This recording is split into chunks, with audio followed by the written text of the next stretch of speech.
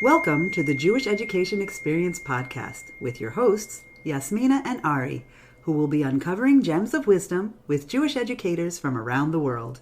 To our audience, thank you so much. We really appreciate your support and we appreciate you sharing our podcast with others also.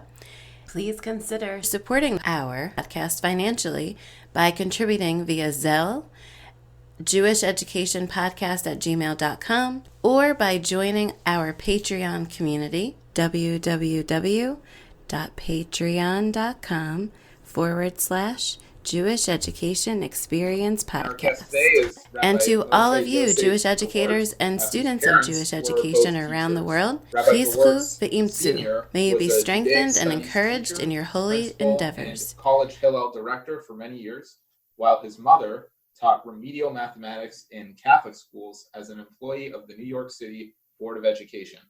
Rabbi Gewirtz Jr. is in his 36th year of teaching Judaic Studies at the Silver Academy in Harrisburg, Pennsylvania.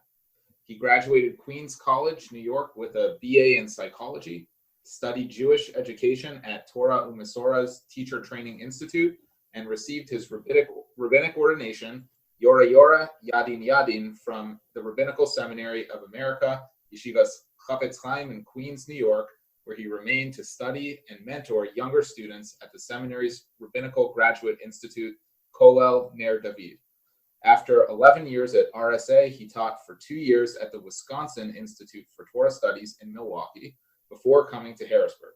He's married to Varda, who is a full partner in their educational activities. Rabbi Gewirtz enjoyed the wonderful opportunity of teaching all of their children for multiple years. He enjoys learning Torah and, to a lesser degree, classical music, bike riding, kayaking, and the New York Yankees.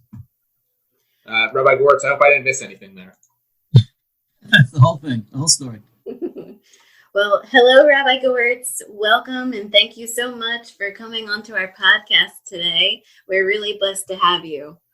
And thank you very much. I'm feel honored that you want to ask me some questions. Well, you have an amazing background with your parents being educators and then you following in their footsteps. Can you tell us a little bit more about how you began your education journey? Sure. Like you said, since my parents were teachers, I had a good start for that. Although children being the way they are, they like to go sometimes in a different direction. And so when I was growing up, my feeling was, I'm going to do anything but being a teacher. I'm not going to be a rabbi. I'm not going to be a teacher. I wanted to be a learned Jew, but not to necessarily be a teacher or a rabbi. But it must have sunk in because I saw everything they were doing, and I saw how they were dedicated to education, especially Jewish education, in schools and on campuses. And so when I got to Yeshiva Chafetz Chaim and the Rosh Yeshiva, Rabbi Henoch Leibowitz, and his single-minded, positive view of Jewish education and how when you share Torah with people, it's the best thing you can do for them. It's better than even better than music, even better than candy for kids. It's the best thing. So my soul was already fertile for that because of what I've seen with my parents. So my parents really laid the groundwork, and then Rabbi Leibowitz made the interest flower. Wow. Would you say that he is an educator that you admire? Definitely. Although certainly he couldn't be my role model for teaching elementary and middle and high school, but his dedication, his clarity in explaining things, his deep feelings for what he was teaching, his commitment to it, and also his personableness. A lot of times there are actually Rosh Yeshiva who role model the dignity of Torah and the greatness of Torah, and we look at them sometimes as almost like being figures that are above our comprehension. Rabbi Leibowitz is very personal, very down to earth, very soft spoken, and I think that's the kind of educator that I wanted to be. Even though he was doing it on an adult level and a college and adult level, I identify with that type of approach. I could definitely see that. I've seen you in action. Yeah, and we know there are many kids in this community, present and past as well, who definitely admire you as a Jewish educator. And so, Thank you. one of the things that we're trying to uncover here is the way that you teach about Hashem with the kids. So maybe if you could just tell us kind of like the age groups that you work with, or maybe the ones that you prefer, if any, and how you teach about Hashem with those different age groups. That could take a whole program plus. But in a general way, I try to address the questions, the intellectual and emotional needs of the people that I'm talking to. And I went through a very, very typical experience in my relationship with God, my faith, my belief, my understanding what God is as much as possible, and the divinity of Torah. And so I sort of like I could identify with the feelings and the questions of most of my students. And so I don't have any magic potion, but I could just meet the person at where that person is. I think because I've experienced just about I remember when I was 16 years old, I stood at the Kotel, my first trip to Israel with my parents, and I was standing there saying, "This is all great and everything, but does God exist?" Mm-hmm. I didn't tell my parents at the time. I didn't want to ruin their trip, but I told them later. But everybody has their trip. I remember when I was a little kid, to me, God was George Washington in the sky, straight off the dollar bill. That's how I pictured him. And so, and our relationship with God deepens every day. We have our setbacks, we have our great advances. And so I just try to share my experience, and everybody's different. But I teach, I've taught, I haven't taught second grade. I taught third grade and up, including middle school, high school, adults. And I just try to look into myself and say, gee, what did I feel when I was in their position? Mm-hmm. For sure. Well, it helps you to better be able to connect with them, which is, as educators, what we're supposed to do, right? Just figure out how to connect. And so how did you develop that relationship with Hashem when you were a teenager? How did you move forward with that?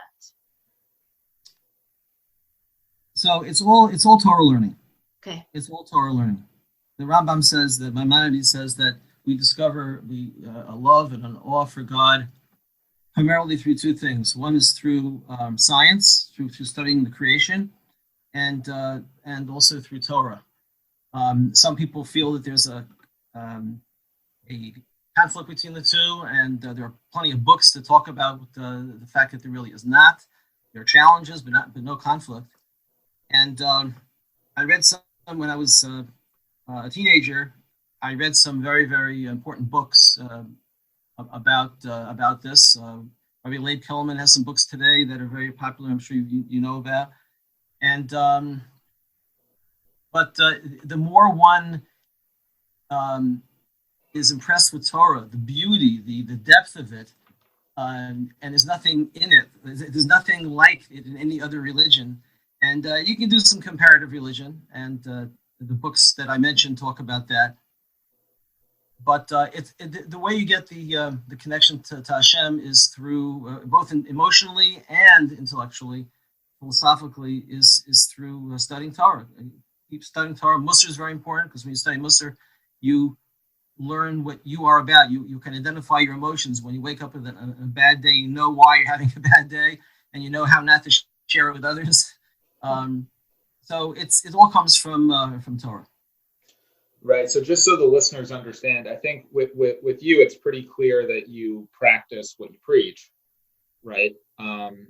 And I think also I've had the honor of meeting your father and your mother. I don't know them that well, but I think that it's safe to say that they imparted to you some of these values. right? Because they were living it as well. But we're really interested to figure out, because not all of your students have a background like that.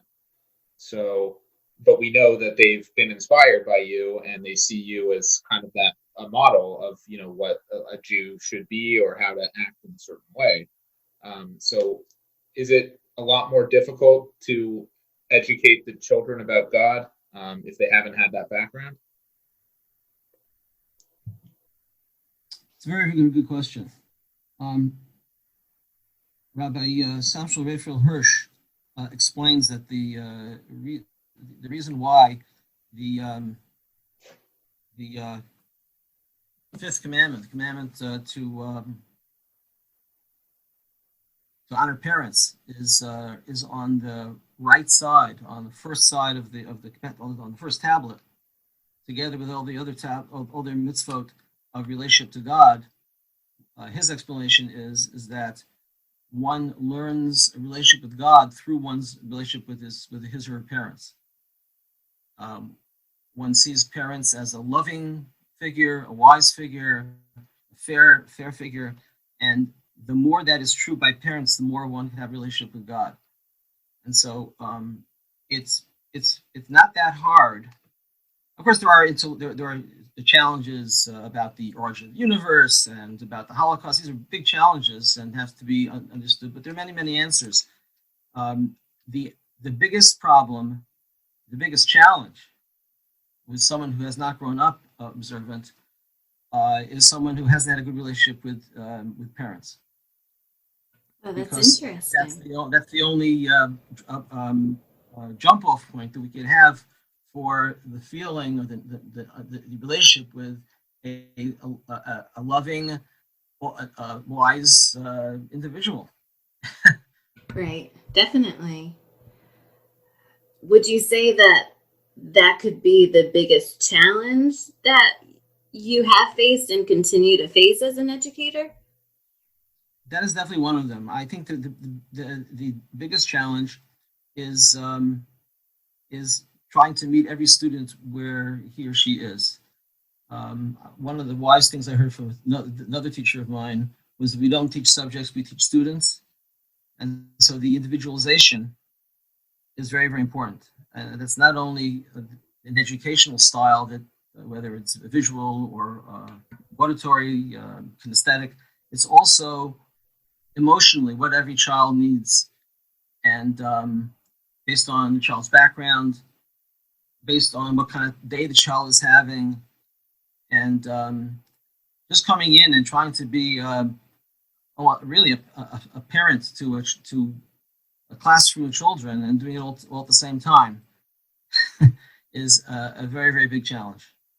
And sometimes we fail, and sometimes we succeed. And fortunately, when the good relationship with students, when students see that you care about them and you love them, then even when you've made mistakes, the relationship doesn't end, because they know that you care about them. So it's like with parents. 100%. I definitely have seen that with some of the kids that I've taught in the past, and then I look at my own kids as Ari and I are raising them and just trying to do the best that we can for them and providing them the beginning education. And it's nice that we can look at you as a role model for that, and Varda, of course. It's been very, very helpful that that our children I've taught them, as mentioned, for multiple years.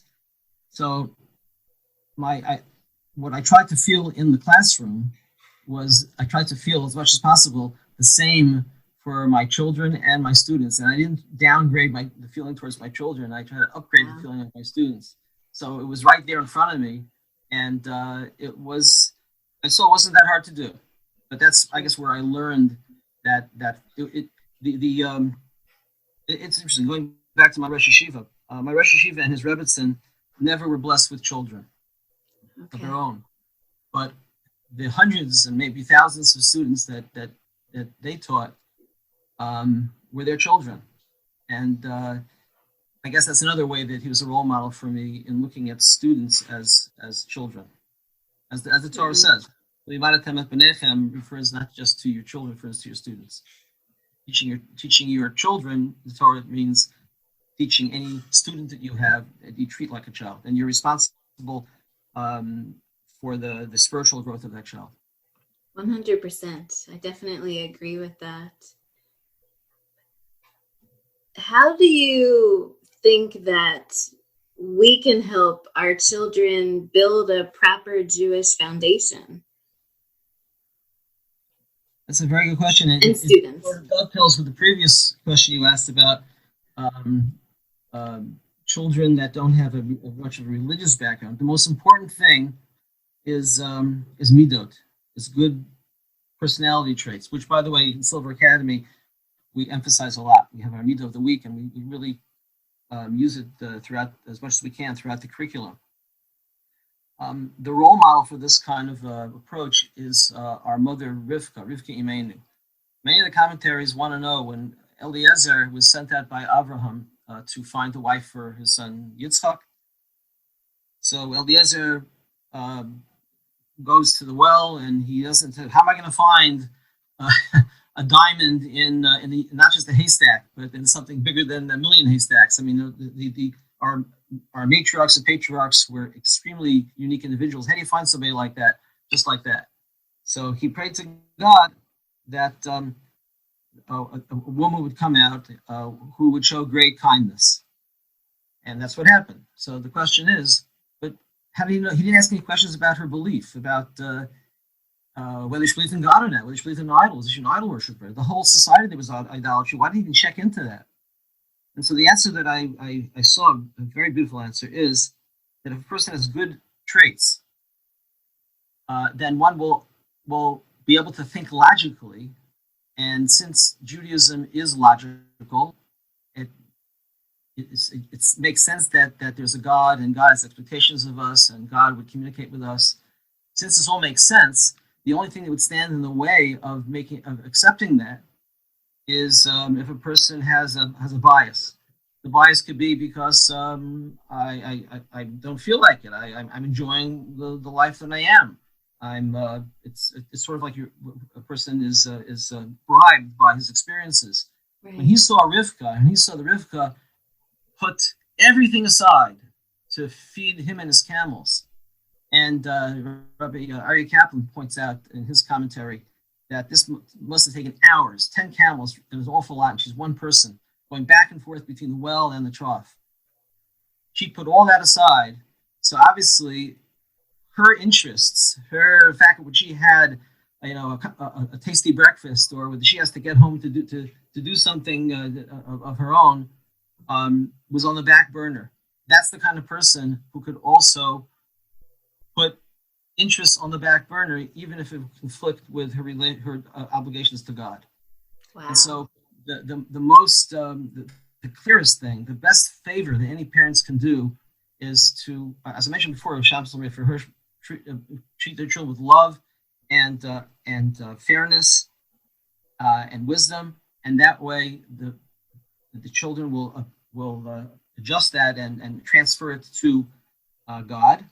And second of all, to model and teach good personality traits of kindness, of selflessness, of search for truth, of living with truth, and all the other midot are the firmest foundation. And with that, a person can grow up without God and find God later on. Sometimes there are advantages to the finding God later on, because there's some of these childish ideas of religion and God that we have to unlearn when we do it when we're older. When we have, which we do when we're older, because we've learned the wrong thing when we're younger. A silly example of this is all the people that I see who say Shema wrong. They'll say like B'shavtzecha u'v'kumecha. I know that's not in belief, it's not in a relationship with God, but it's something that has to be unlearned. It's saying, hey, look in the siddur. I know when you were in kindergarten, you said B'shavtzecha, it's B'shachbecha u'v'kumecha. But the foundation of midot, of personality traits, being a good parent role model is the most important thing. And then when parents are wise enough to send their children to a Jewish school, The children also have to be taught to respect everything the parents did for them, and they owe it all to them, and to not, God forbid, be disrespectful when they might learn things that the parents don't know. Then Yes, definitely. it's possible for such a person to grow up as religious or more closer. God expects us to do what we can with the hand that we're dealt, and so there's no problem in starting late.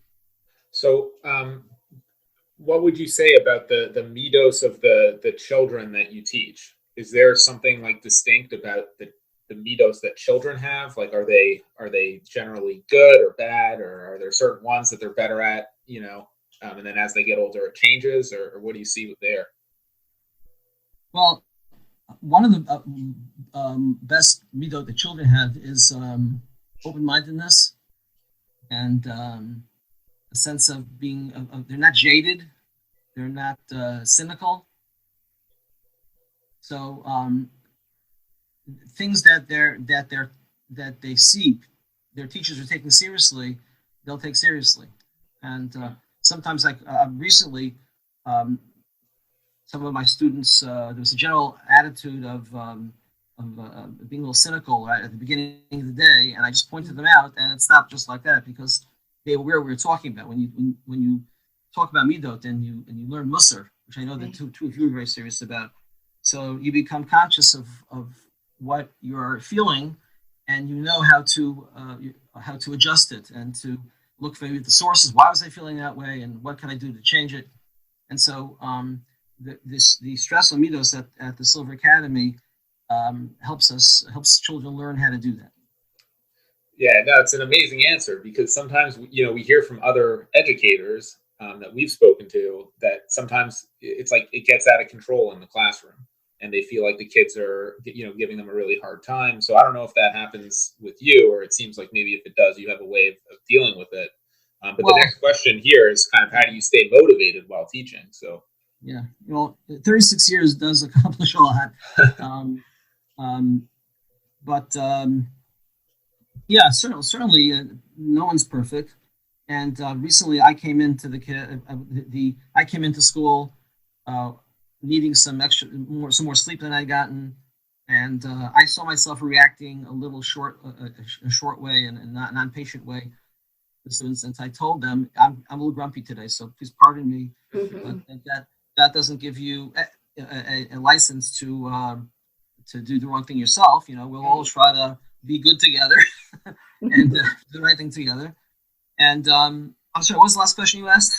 So how do you stay motivated? Do you ever think about? Oh, sorry, go ahead. Yeah. So I mean, every day is another challenge. We say Moda'ani in the morning. We thank God for having trust in us, and we know that life is limited, and we know that if I look at every day, and again, this is my goal. Do I always feel this way as a Baal Musar? We don't. But the goal is, and we try to reach for, appreciating every day as a gift, and doing the best we can, trying to accomplish the most we can for ourselves and for others with that day. And I feel that as long as God blesses me with the health and the situation, the environment for me to keep on doing this, then you are as young as you feel, not whatever your age is. So Harrisburg is a wonderful community. Maybe we should do a bit of a commercial for recruitment. Yeah. A little plug. But it's a wonderful place. We raised our family here, and I enjoy teaching here. And parents and children of Silver Academy are really, they're not all observant. And observant doesn't mean one definition of observance. That the more we observe, the more God appreciates. And as long as we're growing, I tell my students, as long as we continue to grow, and that I feel that way myself. So I hopefully plan on teaching better and better. So it's sort of like, I remember there was a very famous teacher in my youth that I observed when I was a young in Tomer Sor teacher training. His name was Rabbi Mandel. He taught, I think, first grade, second grade in Far Rockaway for like 40 or 50 years. And I was wondering how he did that. Well, the approach is to see every child as that's a different child than I taught yesterday, and I'm a different teacher who taught yesterday, and I'm growing in both my attitude and my methodology, and the child is a different child to teach as he or she grows.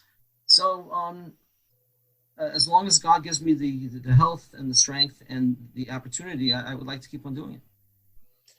Rabbi Gewirtz, what advice would you give to new educators that are maybe just coming into the field or beginning their journey?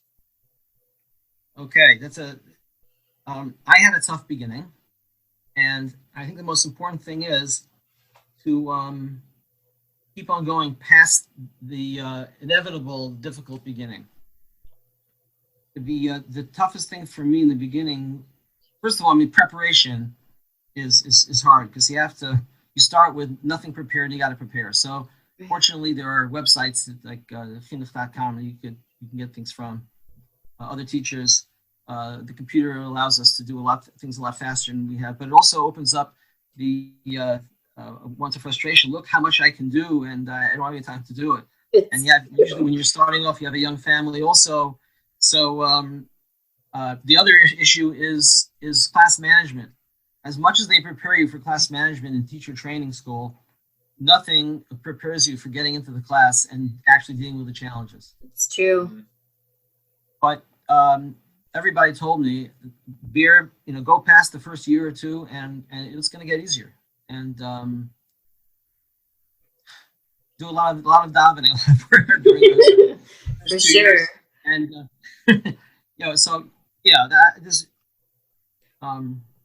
it's very important to have a patient principal. And fortunately, I had a patient principal my first couple of years here in Silver Academy. And I've seen through my years, sometimes teachers not always getting that support. Right. And support doesn't necessarily mean that the teacher principal has to tell you what to do, because I feel very strongly that every teacher has to find his or her own style and type of teaching. I almost never use someone else's materials because the materials that I make can be tailored exactly to what I want to do. And so I very rarely use other teachers' materials. So the teacher maybe has to do all of that, but what a principal can give guidance, and also the principal has to give emotional support and positive comments. And I had that my first few years in Silver Academy. Yeah, Rabbi Gewirtz, I also wanted to ask you, do you think there's a shortage of male teachers in Jewish education? Would you encourage men to go into that? I don't know. I'm not really out there in the field. So in terms of recruiting, and I don't know. I really have no idea. Okay.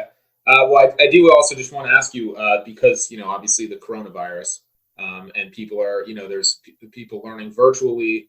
How do you feel about virtual education? Do you think we're going to be moving more in that direction, or will we always need to have face-to-face learning with Rebbe and students? Yeah, I think we'll always have to have face-to-face. I think there are some things we can do online. I've been doing all my homework online for years, and making videos is good. There's a lot of things that kids can use computers in class for a lot of activities, and the teacher gets immediate feedback, which is all wonderful. Right. But there's nothing that substitutes for actual teachers and students learning together with human contact. Zoom isn't bad. We used Zoom last year here for about half a year, the last third of the year, and for some students actually it was better. The student, they say that the ADHD student who does well on video games because of the lack of distractions, right, focuses in, does very well on Zoom. And I had one student, which of course who will go nameless, who did wonderfully that way, and really the student opened up. But even for that student, okay, maybe there are exceptions, but most students will do, I'm sure, much better when the teacher is there. Obviously, you have behavior issues of inappropriate student-student relationships, but you also have the proper inter-student relationship with discussion, and so it's much better in person for sure. What do you think about the mask? Do you think the kids need to kind of see your mouth moving? Yeah, that's definitely a sacrifice, and we're looking forward to them being able to see my mouth. No, for sure, but half the face is better than none. Yeah, That's true. What do you think? This is a challenging question. What do you think successful Jewish education will look like in the future? It is really, it's in one way, it has to always be the same. There's the Talmud says, "Lo yagati umatzati al Talmud." The person says, "I didn't put in effort, yet I understand. I found growth. I found growth in my learning, even though I didn't put any effort. It's impossible." So, what technology does, it raises the bar for where you put the effort into. One doesn't have to put in the effort to finding a source. There's a debate in the Talmud about what's better, factual knowledge or the ability to use that knowledge and understand it. Clearly today, the ability to use the knowledge, to use the data, is more important because the data is all there. One doesn't have to memorize everything. But one has to know how to get to it. But that has to be taught. So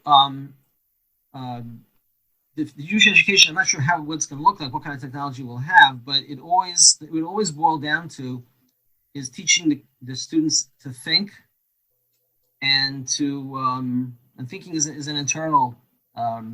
Unless they say that we would be implanting things into our brains, which who knows what's going to be happening. I heard a podcast actually from a very from Torah source, where the guy also knew his futuristic technology, and he says, "Get ready for the implants." Oh my gosh! But no matter what was done, one has to put in the effort. Because it's the effort in anything, whether it's in understanding, whether it's in changing a midah, whether it's in doing a particular mitzvah with our bodies. Effort is what God calls for every one of us. And so the successful Jewish educatee, successful Jewish student, no matter in what age, is going to be based on the effort that the student puts in. Wow, that's a really good answer. When you put an effort and then you grew, then you found, then that's believable. Uh-huh. Wow. Well, if you don't mind, I mean, those are the questions we came out wanting to ask you, but I do have a bonus question. Okay. And final Jeopardy. And then it's kind of a two-part question, but sometimes I found that the word education can be kind of like an amorphous term. So, and obviously, as you know, the word in Hebrew is chinuch, as we usually talk about education is chinuch. So I'd be interested to know kind of what your definition of chinuch is, like if you could maybe give it some more color, and then why you think we don't have in the Talmud Maseches chinuch, like a specific tractate for chinuch, if it's so important. Mm-hmm. Very interesting. Well, we do have there's a Hilchos Talmud Torah. We do have that. But so chinuch, the definition of chinuch is to prepare something for usage, like to inaugurate it, because we have Chanukat HaBayit, Chanukat HaMishkan, right? Chanukat HaMizbeach. Right. So from that, since the term chinuch has been used for education. So that means that the people who made up the term, which I assume since you use it a lot, were knowledgeable, worthy people. Right. Are telling us the purpose of education is to get the child ready for a lifetime of learning, a lifetime of accomplishing. Mm-hmm. So what that means is that like chanoch lenar al pi darko, right? That what we have to find the key to every student and give the student the wherewithal to have a positive attitude towards learning, a willingness to learn, and also the educational tools to know Hebrew, to know how to work a computer, whatever student needs to go further in their education. And I think it's primarily attitudinal. So to have the student excited about learning. I'm glad you asked that question. I wanted to say the following comment. Fortunately, I get bored very, very quickly, and so the only way I keep on learning and teaching is by exciting myself. So that pretty much means that when I'm teaching the students, I'm going to come across as excited because I am. So I think if I succeed in not boring the students, I have to be careful not to talk too much because that's boring even if you are exciting. but I try to, the way I present Torah doesn't need much selling. Torah is from God. Torah is infinite. But the choice of how one presents it and is definitely up to the teacher. So my guideline is, am I excited by it? Do I find it interesting? Does it turn me on? Then I have a pretty good chance it's going to turn a student on. Doesn't always work, Right. but that's the in terms of chinuch. Give the child the ability to turn himself on, to be excited by Torah.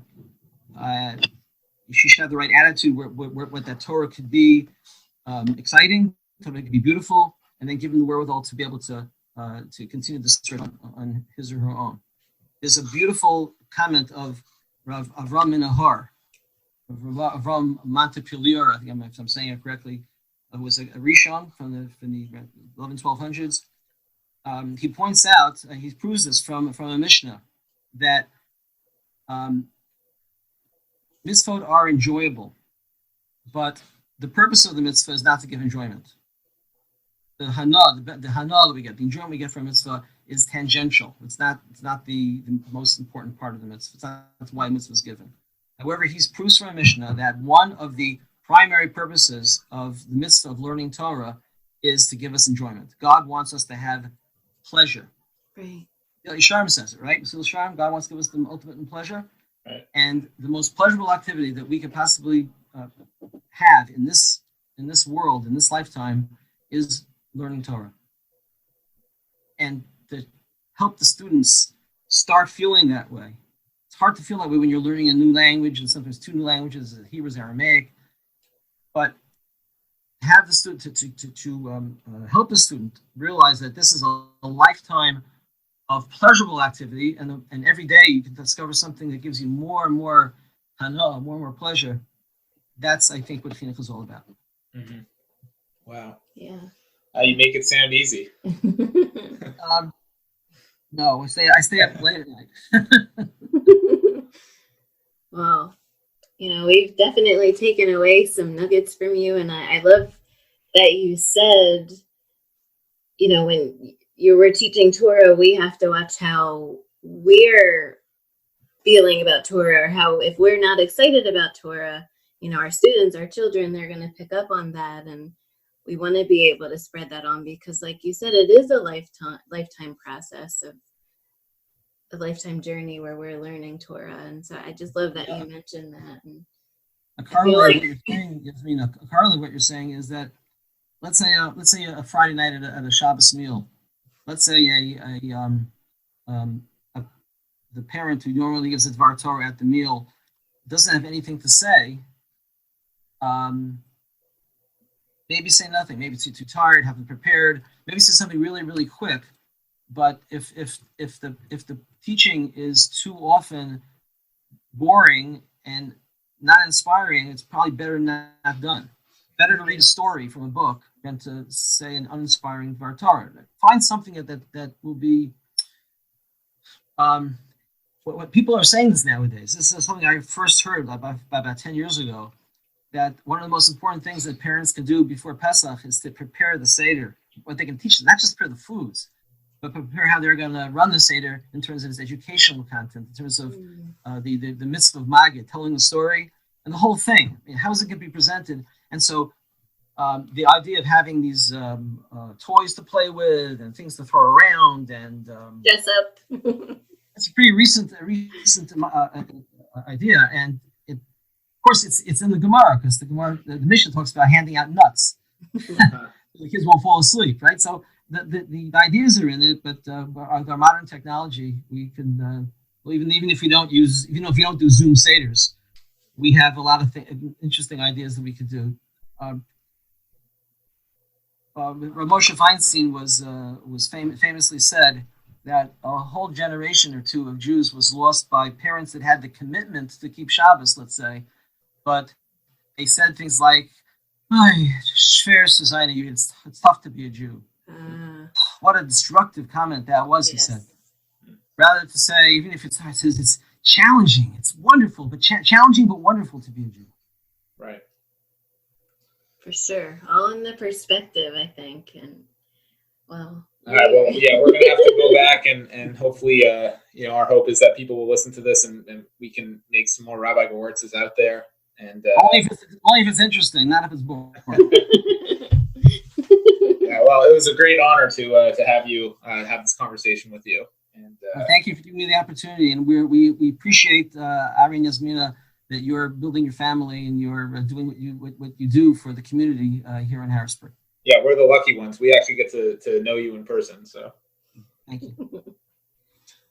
Well, thank you so much, and we hope that you and your family, you guys have a wonderful day, and Shavua Tov. Yep.